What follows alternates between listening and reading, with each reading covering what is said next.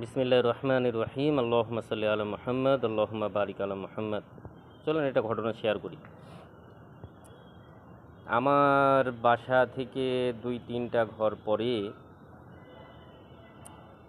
একজনার মৌতের সময় এসেছিল। মানে সে কিছুদিনের ভিতরে মারা যাবে সবাই বলতেছে।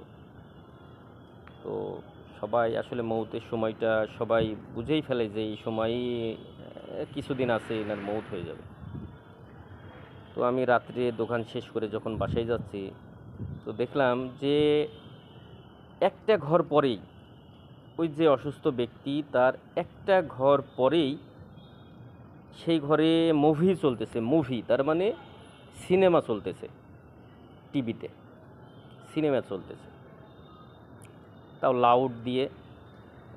হয়তোবা তাকে কষ্ট দেওয়ার জন্য না, কিন্তু আমার বলার উদ্দেশ্য দেখেন যে একটা ঘর পরে একটা মানুষের মৌতের দ্বার প্রান্তে সে দাঁড়িয়ে আছে।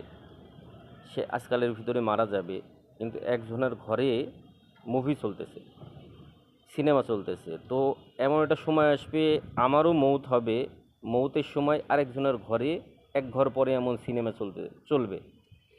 তো দেখেন যে আমাদের গ্রহণযোগ্যতা বা আমাদের মানুষের মনে কতটুকু জায়গা আমরা করে নিয়ে এলাম।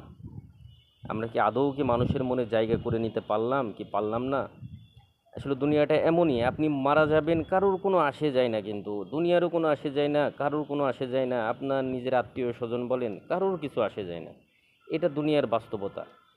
তো আমি এখান থেকে শিক্ষা নিয়েছি যে আসলেই আমারও মৌতের সময় হয়তো বা আমার এক ঘর পরে এমন সিনেমা চলবে, গান চলবে, আমার মৌত নিয়ে কারোর চিন্তা থাকবে না। কিন্তু আমার যে আহ, একদমই আমি মৌতের দ্বার দ্বার প্রান্তে চলে এসেছি, এটা নিয়ে আমার মানে কারোরই চিন্তা থাকবে না। কিন্তু ওই সময় আমার চিন্তা থাকবে যে আমি আমার মৌটা কিভাবে হবে, কি অবস্থা, মানে এমন একটা সিচুয়েশন থাকবে, আমার নিজেরই থাকবে। তো আসলে এটাই দুনিয়া। দুনিয়ার ভিতরে আমরা ঢুকে, দুনিয়ার ভিতরে আমরা জড়িয়ে, তো আসলেই দুনিয়া থেকে কিছুই নিতে পারবো না এবং দুনিয়া থেকে কিছু পাওয়াও যাবে না। শুধু এক ঘর পরে অমন সিনেমাই চলবে আমার মৌতের সময়, অমন গানই চলবে আমার মৌতের সময়। তো ভাই, আমরা আমার নিজের নিয়ে ভাবি যে আমরা কিভাবে আখেরাতটাকে সুন্দর করব, আখেরাতটাকে কিভাবে, মৌতটাকে কিভাবে সুন্দর করা যায়। হ্যাঁ, এই যে এই জিনিসগুলা আল্লাহ তালার কাছে চেতে হবে যে আল্লাহ তালা আমার মৌতে বরকত দেন, আমি ইমানের সাথে মরতে চাই, আমি আপনার দিনের উপরে মরতে চাই, হুজুর পাক সাল্লাল্লাহু আলাইহি সাল্লামের আনিত দিন, এই দিনের উপরে আমি মরতে চাই, আপনি আমাকে ইহসান করেন, আপনি আমাকে রহমত করেন। এই যে আমরা যদি এইগুলা আমাদের ভিতরে, আমাদের টেন্ডেন্সি এমন না থাকে ভাই, আমরা কোনো দিনই আখেরাতে সফলকাম হতে পারবো না। আখেরাত ছাড়া সত্যি কোনো জিনিস নেই। আখেরাত হক, আখেরাত হক, আখেরাত হক। সব কিছু আল্লাহ তালা কোরআনে যে যা কিছু বলেছে সব কিছু হক।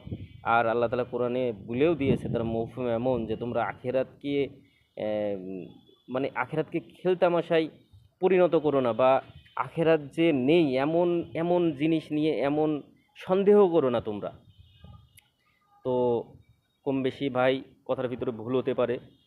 আল্লাহ তালা আমাকে মাফ করুক এবং আপনাদেরকেও মাফ করুক। আমরা সবাই আসলে আখেরাত নিয়ে ভাবার চেষ্টা করি, আখেরাতে আগানোর চেষ্টা করি, আখেরাতের যে সামানা, এই সামানা তৈরি করে আমরা আখেরাতে যেতে পারি, এইটা নিয়ে আমরা ভাবি ভাই। আমরা রাত্রে ঘুমানোর সময় এইগুলো নিয়ে চিন্তা করি যে আমরা সারা দিন কী করলাম, সারা দিন আমার দিয়ে কী গুনাহ হলো, এই গুনাহগুলো আমি কালকে যাতে না করি, এইটা নিয়ে আমরা ভাবি ভাই। আসলে না ভাবলে আমি নিজে কোনো দিন ইমানের লাইনে উন্নতি আমার হবে না। এ কারণে আমরা করার চেষ্টা করি ভাই। আল্লাহ হাফেজ।